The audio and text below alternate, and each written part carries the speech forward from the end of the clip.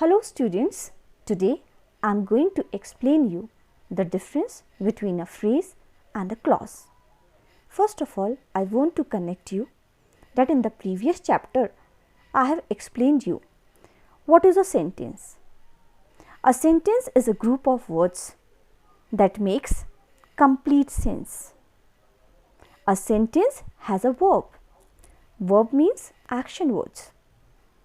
A sentence begins with a capital letter. In a sentence, words are written in proper order. A sentence has a subject and a predicate. A sentence ends with either a full stop, a question mark, or an exclamatory mark.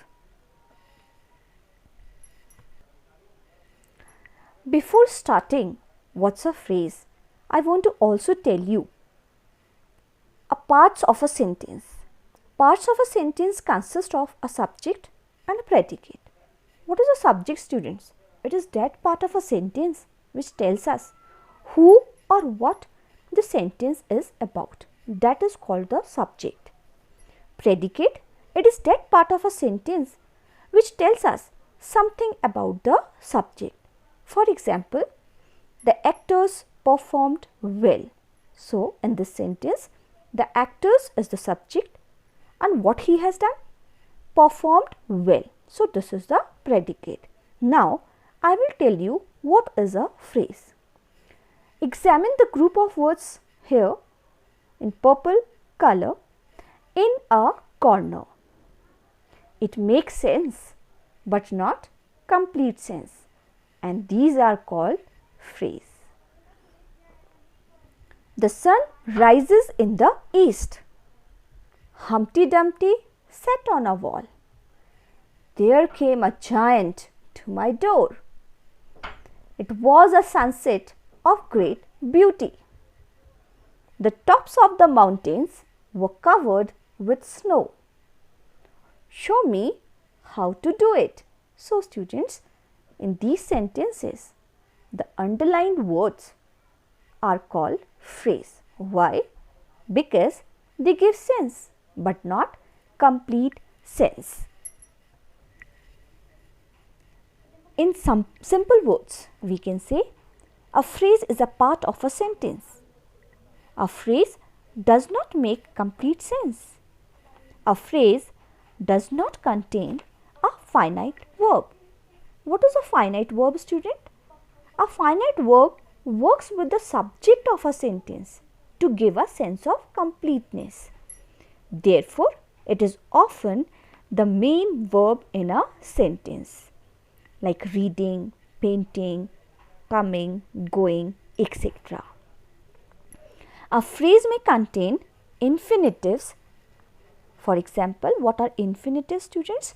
To plus verb are called infinitives. A phrase may contain non-finite verbs. For example, it can consist of infinitive, that is to plus verb.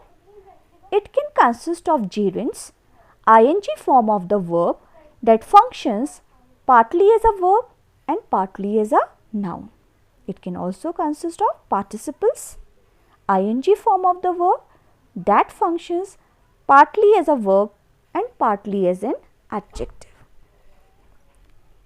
Students, just examine the groups of words in italics in the following sentences.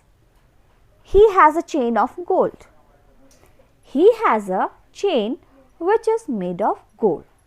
So, we recognize the first group as a phrase of gold.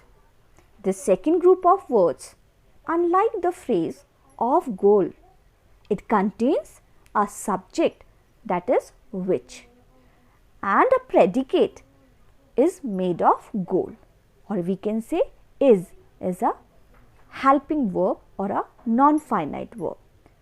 Such a group of words which form part of a sentence and contains a subject and a finite verb or predicate is called a clause. As you know, students, clause, A clause, you can say a sentence can always stand on its own. Okay? A phrase cannot stand on its own. In the same way, a clause may stand on its own or it may not. If a clause stands on its own, it is a sentence. If it does not stand on its own, it must be part of a sentence which consists of two or more clauses.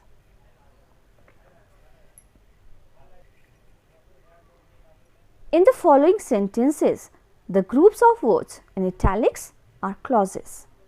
People who pay their debts are trusted. We cannot start while it is raining. I think that you have made a mistake.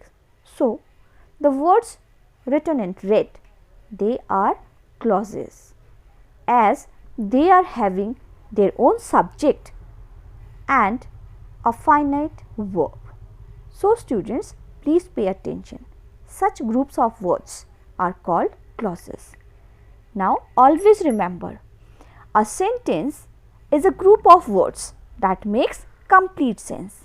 A sentence stands on its own. A sentence has at least one finite verb. A clause is a group of words that forms part of a sentence. A clause may or may not stand on its own. A clause has one finite verb and a subject. A phrase is a group of words which make sense but not complete sense. A phrase cannot stand on its own. A phrase does not have a finite verb or a subject. So, this is the difference between a sentence, clause and a phrase. Thank you, students. I hope you have understood. Thank you, students. I hope you have understood the difference between a phrase and a clause, and it will be very easy for you to identify if you will practice. Practice is very important to learn the basic of grammar. Thank you, students. Have a nice day.